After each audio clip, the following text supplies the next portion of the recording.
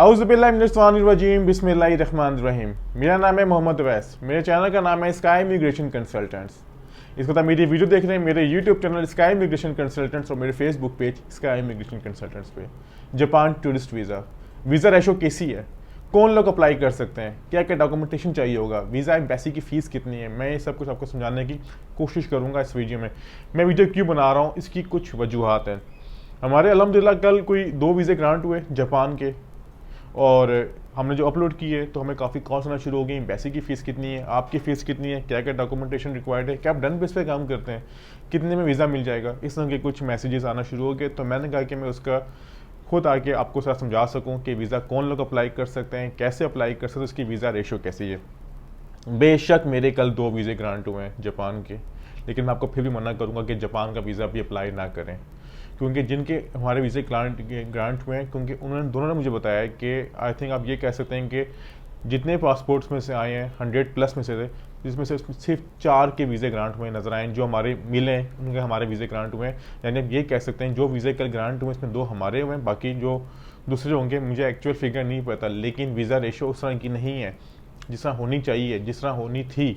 वजह क्या है? वजह ये कि सबसे ज़्यादा वजूहत की है कि इसकी एम्बेसी की फ़ीस नहीं है, फ्री ऑफ कॉस्ट है, यानी हर बंदा जाके अपना केस जमा करवा सकता है। लेकिन उसका नुकसान क्या है? उसका नुकसान ये कि आपकी जो पासपोर्ट है उसके पीछे आपको स्टैंप लगा देते हैं। आप ये कह सकते हैं आसान लफ्ज़ों में आपको 3 to 6 मंथ्स का बैन दे सकते हैं कि आप इस कंट्री में दोबारा अप्लाई नहीं कर सकते उस टाइम पीरियड तक। अब लोग समझते हैं जी कि कोई बात नहीं, पासपोर्ट की वैल्यू कम हो जाएगी, ऐसा हो जाएगा, लेकिन उनके डॉक्यूमेंटेशन ही कंप्लीट नहीं है। जब डॉक्यूमेंटेशन कंप्लीट नहीं होगी, बेशक आपकी सर्कमस्टेंस जितने मर्जी स्ट्रांग हो, आपके डॉक्यूमेंटेशन कंप्लीट नहीं तो आपका वीज़ा तो ऑब्वियसली रिफ्यूज्ड होगा। अब डॉक्यूमेंटेशन क्या होती है कि आप इसका आसान लीजिए कि हमारा जो फेसबुक पेज है वहाँ पर हमने इसकी डॉक्यूमेंटेशन सारी चेकलिस्ट शेयर की हुई है। अगर आपको नहीं मिल रही तो अपना इनकी जापान की एम्बेसी पे जाके भी वहाँ से आप ले सकते हैं अपनी श्योरिटी के लिए, क्योंकि काफ़ी लोग कहते हैं कि ये डॉक्यूमेंटेशन चाहिए, वो चाहिए, फलां इस तरह की चीज़ें।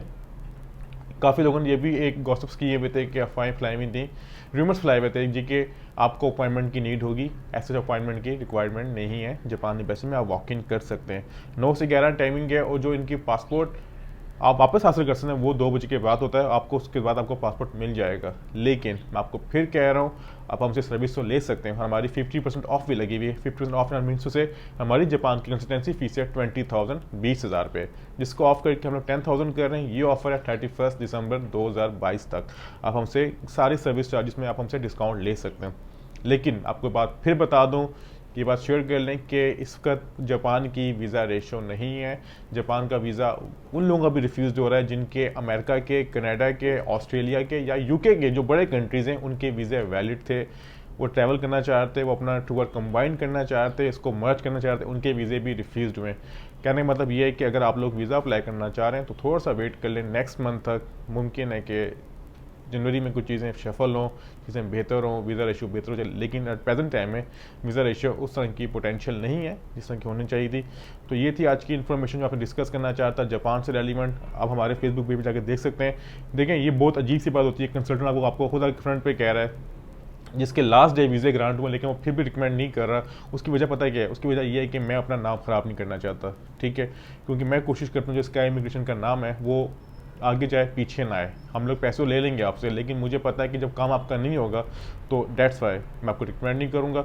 इस वक्त आपके स्क्रीन पर विजिटिंग कार्ड चल रहा होगा, अगर आप हमसे कोई सर्विस लेना चाह रहे हैं तो इस पर सारे नंबर्स दिए हुए, हमसे सर्विस के लिए बात कर सकते हैं। हम आपसे फिर रिक्वेस्ट करूँगा कि हमारी सारी इन्फॉर्मेशन यूट्यूब चैनल और फेसबुक पेज पे होती है। हम लोग कॉल्स पे सबको इन्फॉर्मेशन प्रोवाइड नहीं कर सकते। काफ़ी लोग हमसे नाराज़गी का इज़हार भी करते हैं कि फ़लान नंबर्स क्यों दिया हुआ है, नंबर्स हमने इसलिए दिया हुआ है हम सर्विसेज प्रोवाइड कर सकें। एक शॉर्ट सी मिसाल दूंगा आपको कि अगर आप हमें कॉल करते हैं, हमसे 1 से 1.5 मिनट लेते हैं, हमारी टीम आपको देती है, मैं देता हूँ, ठीक है, तो अगर हम लोग सबको देना शुरू करते हैं तो हम आपको 4-5 घंटे से हमारा टाइम गुजर जाएगा। हम लोग काम क्या करेंगे? ठीक है, हम लोगों ने काम करना होता है। अल्हम्दुलिल्लाह हम लोग हमारे फेसबुक दे सकते हैं। हम लोग सब अपनी मार्केटिंग पासपोर्ट के वीज़ों से नहीं करते, हम लोग अपनी मार्केटिंग अपने काम से करते हैं, ठीक है, क्योंकि हम लोग रिकमेंड करते हैं। अल्हम्दुलिल्लाह जिनका काम होता है, ज़रूरी नहीं है कि हमारे पास सबका काम ही होता है, लेकिन हम लोग कोशिश करते हैं जिनका काम नहीं भी हो रहा तो हम उनसे फीसेस भी इतनी मुनासिब लेंगे अगर उनका काम ना हो तो उनको फाइनेंशियली इतना नुकसान ना हो। सर बाकी कंसल्टेंट्स लाखों में फ़ीस लेते हैं, तो मैं नहीं समझता कि हमारी फीसेस कोई किसी भी केसेस की कोई बहुत ज़्यादा है, यानी हज़ारों में बहुत ज़्यादा कम रखी हुई है। उसकी वजह ये है कि आप लोगों का फाइनेंशियल नुकसान ना हो। तो ये थी आज की इन्फॉर्मेशन, ये थी आज की वीडियो। आपसे दोबारा मैं लगाता हूँ कि कुछ नई वीडियो के साथ, कुछ नई मालूमात के साथ। बहुत शुक्रिया, खुदा हाफिज़।